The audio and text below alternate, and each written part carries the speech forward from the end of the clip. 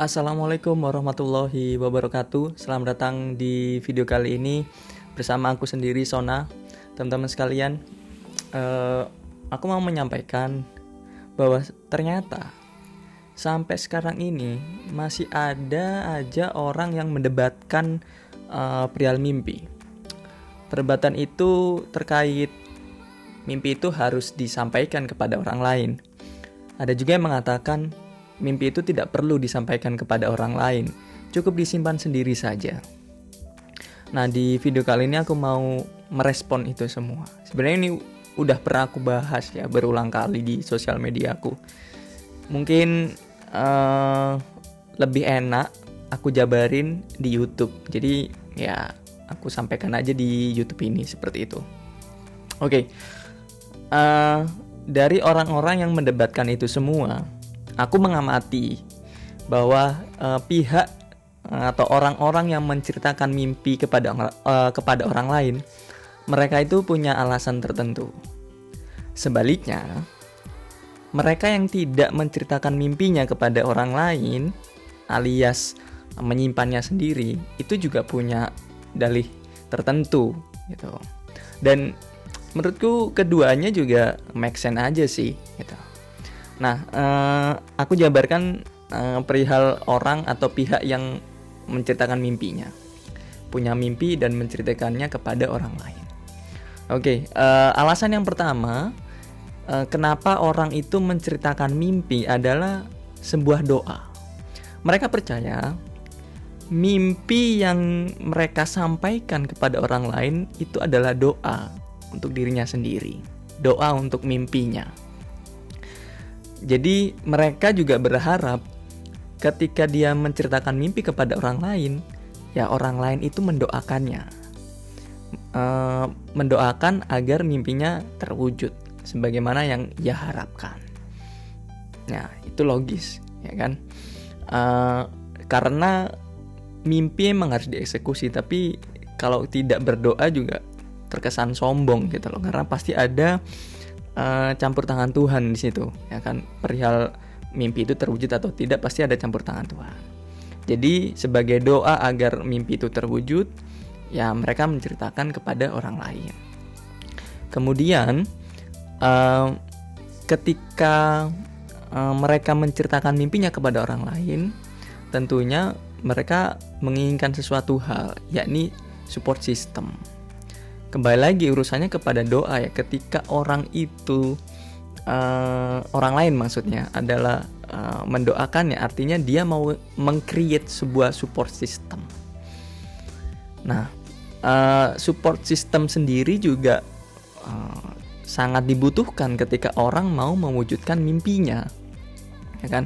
Karena akan sangat susah sekali seseorang bisa mewujudkan mimpi tanpa bantuan orang lain. Jadi pasti ada bantuan orang lain juga seperti itu ketika mewujudkan mimpi.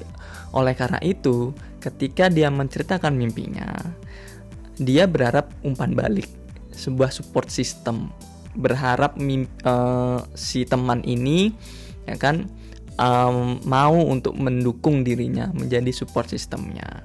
Dalam bentuk apapun ya dukungannya. Ya bisa doa tadi, atau enggak teknis-teknis yang lain seperti itu, diberikan informasi atau enggak bahkan diberikan jalan dan seterusnya.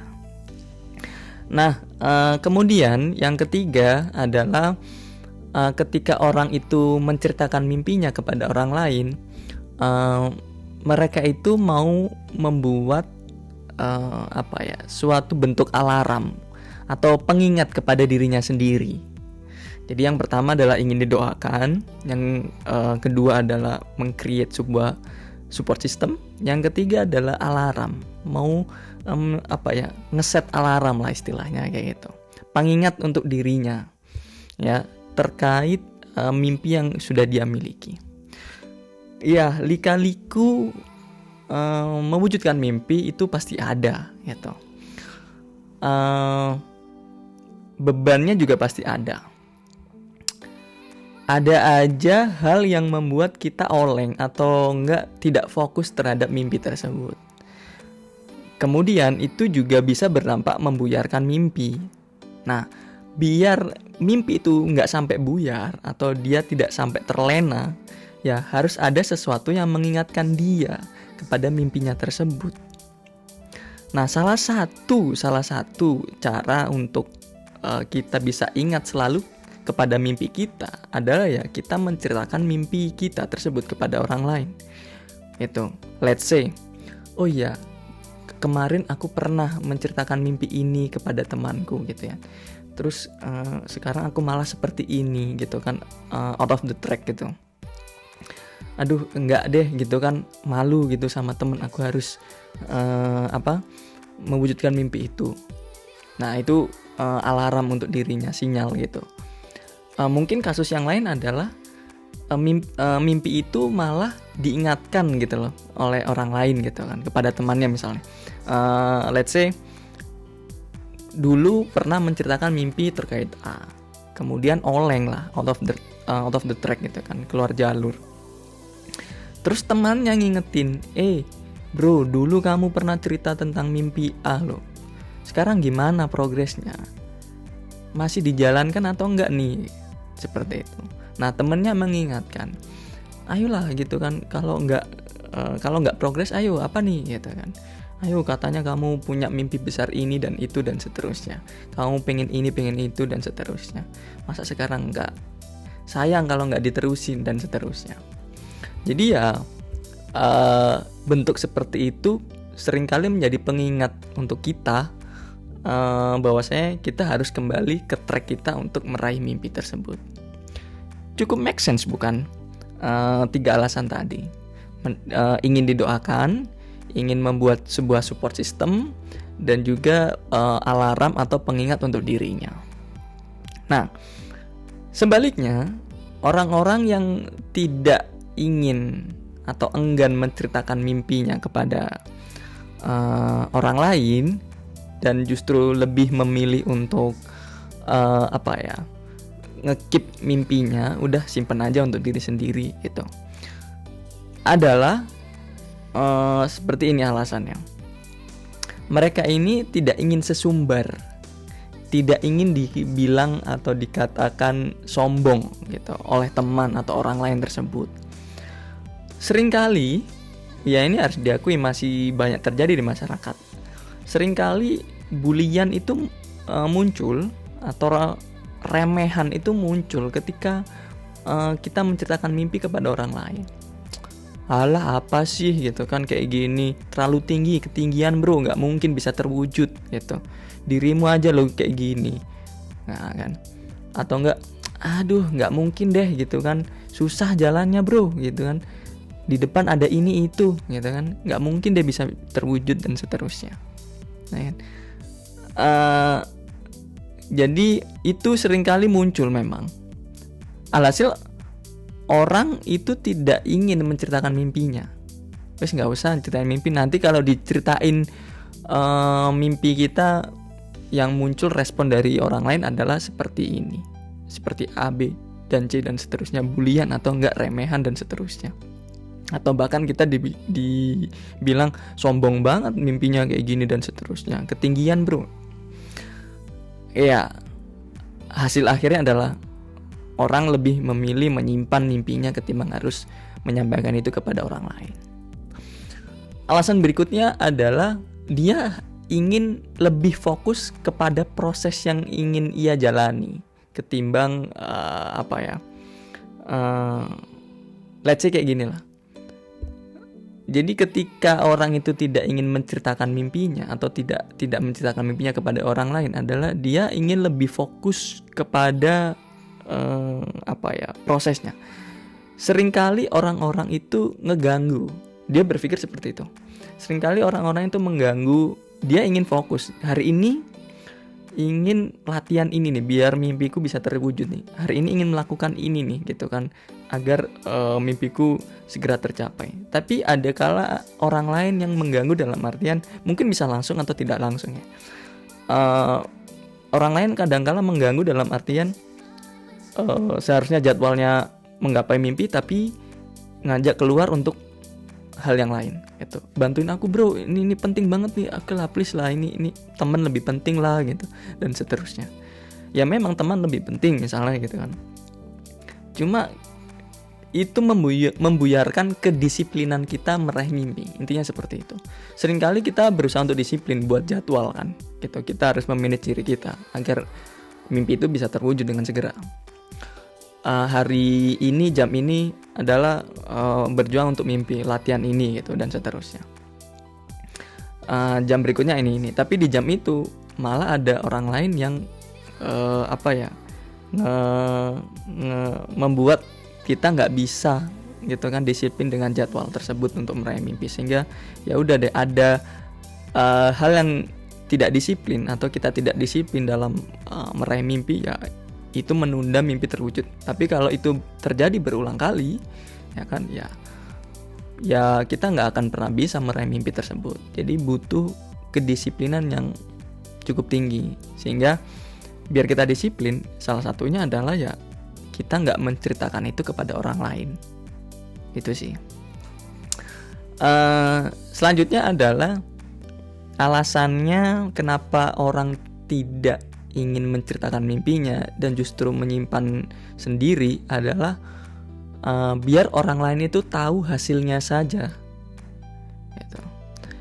Tanpa mengetahui prosesnya. Itu sebuah kebanggaan tersendiri ya buat orang seperti itu. Ada kan di sekitar kita itu orang yang tahu-tahu udah, kok gini aja dirimu, udah sukses aja bro, padahal kemarin masih kayak gini dan seterusnya. Kok sekarang udah kayak wah keren banget dan seterusnya, kayak gitu. Karena di sisi lain mereka yang demikian adalah mengetahui sebenarnya teman-temannya atau orang-orang di lingkungannya itu nggak peduli dengan prosesnya, nggak peduli dengan dirinya ketika sedang berproses, gitu. Orang-orang di sekitarnya hanya peduli ketika ada hasil yang muncul seperti itu. Maka dia memilih untuk oke lah, nggak usah orang lain tahu gitu kan, nanti dibicarakan seperti apa. Udah mending mereka tahu hasilnya aja gitu. Ketika mereka tahu hasilnya, toh juga aku sendiri yang bangga dan seterusnya. Seperti itu. Jadi yang pertama adalah tidak ingin sesumbar, tidak ingin sombong, dibilang sombong. Terus yang kedua adalah lebih fokus terhadap proses. Dan yang terakhir adalah menginginkan orang lain itu tahu hasilnya saja tanpa tahu proses. Seperti itu. Oke, aku mau menyampaikan kasusku sendiri. Kalau aku sendiri pribadi, aku lebih memilih menceritakan mimpiku kepada orang-orang tertentu. Ingat, yang harus di underline adalah orang-orang tertentu saja. Karena aku tahu orang-orang di sekitarku itu seperti apa. Orang-orang yang menurutku capable untuk aku ceritakan dan bisa support aku, ya aku ceritakan mimpi itu kepada dia, gitu, kepada mereka. Namun ketika aku tahu, oh ini orang nggak banget deh untuk aku ceritain, ya nggak usah. Nggak perlu aku ceritain. Jadi sejauh ini ketika aku punya mimpi dan ingin mewujudkan mimpiku, hanya orang-orang tertentu saja, sekelumit ya kan, orang yang tahu tentang mimpiku. Hanya orang-orang tertentu saja yang bisa aku pastikan tahu terkait mimpiku. So nah ini arahnya mau kemana sih? Seperti itu. Dan syukur alhamdulillah orang-orang yang aku percayai tadi ya support aku gitu. Bisa mendukung aku baik secara langsung maupun tidak langsung. Ya, intinya mereka ngasih positive feedback kepada aku dan aku embrace itu semua. Dan aku jadikan bahan untuk bisa lebih ngeboost lagi dalam meraih mimpi. Seperti itu. Mungkin cara ini bisa efektif buat kalian. Jadi tidak perlu disampaikan ke banyak orang, gitu kan. Cukup orang-orang tertentu saja. 1, 2, 3 orang gitu kan. Gak usah terlalu banyak, 10 orang. Ya kalau 10 orang itu bisa membantu kalian, bisa memberikan positive feedback kepada kalian, ya it's okay, fine. But then if you think that 10 people cannot drive you to the positive track, so what's the point? Jadi cukup kurang dari itu, less than 10 people, but powerful. Ya kan? Find out 2, 3, 4 or 5 people, okay, around you, which you think they are so powerful to support you till you get your dream. Itu aja. Itu rekomendasi dari aku. Tapi kembali lagi, setiap pilihan itu mendatangkan hal positif dan negatif, ya kan? Tidak ada kesempurnaan sebenarnya. Tapi itu nggak esensial. Yang benar-benar esensial pada kasus ini adalah ya kita ketika memiliki mimpi mesti segera mengeksekusi mimpi tersebut. Intinya di situ, yang terpenting di situ, ya kan? Karena ketika kita segera mengeksekusi mimpi, ya kita bisa cepat meraih mimpi tersebut, ya kan? Terus ketika kita segera mengeksekusi mimpi kita tersebut, sama halnya kita itu bersyukur kepada Sang Ilahi karena udah diberikan atau kita udah diarahkan pemikiran kita sehingga kita bisa memiliki mimpi. Ya, sebagai bentuk rasa syukur. Ya kan? Kita diberikan kenikmatan dalam berpikir sehingga melahirkan sebuah mimpi. Seperti itu bentuk rasa syukur, sehingga kita harus segera mengeksekusi mimpi tersebut, ya kan? Kemudian kalau kita tidak segera mengeksekusi mimpi yang kita miliki, aku pikir itu seperti kita menzolimi diri kita sendiri. Kembali lagi, kita udah diberikan kenikmatan berpikir sehingga bisa melahirkan mimpi, terus kita nggak eksekusi, ya kita menzolimi diri kita sendiri. Kita udah diberi kenikmatan, kok nggak ya dieksekusi, zolim kan, seperti itu. Ya kita harus bersyukur lah. Bentuk rasa syukurnya seperti apa? Ya eksekusi mimpi tersebut. Ketika tidak dieksekusi, lagi-lagi kita zolim kepada diri kita sendiri, kita zolim kepada pemikiran kita itu sendiri. So, jangan jadi orang yang menzolimi diri sendiri, karena dampaknya juga pasti negatif gitu, ya kan? Nah, catatan, urusan terwujud atau tidak terwujudnya mimpi, ya itu kita serahkan saja kepada Sang Ilahi, ya. Bukan tugas kita menentukan ini terwujud atau tidak. Bukan tugas kita sama sekali. Tugas kita sebagai manusia adalah ya kita berupaya sekeras mungkin, gitu kan, dan berdoa. Berupaya dan berdoa. Balance. Udah, itu aja. Ya, itu tugas kita. Urusan terwujud atau tidak, Sang Ilahi yang menentukannya. Gitu. Catatan lainnya adalah jikalau kita berada di posisi sebagai teman atau orang yang diceritakan mimpi, kan? Jadi ada teman kita yang punya mimpi dan dia menceritakan mimpinya kepada kita. Rekomendasiku atau catatan yang penting adalah ya kita harus mendengarkan itu dengan baik, ya kan? Karena ketika teman kita menceritakan mimpi kepada kita, itu artinya teman kita percaya dengan kita. Sehingga jangan sampai atau sangat tidak pantas sekali kita ini menghancurkan kepercayaan teman kita. No, ya kan? Jikalau kita berpikir kita nggak bisa bantu, ya cukup dengarkan saja. Itu bagi teman kita sangat membantu bahkan, ya kan? Tapi kalau kita bisa memberikan bantuan secara teknis, ya bantulah, kayak gitu, bagaimanapun bentuknya. Tapi lagi-lagi sebagai teman yang diceritakan mimpi, gitu kan, sikap kita harus positif.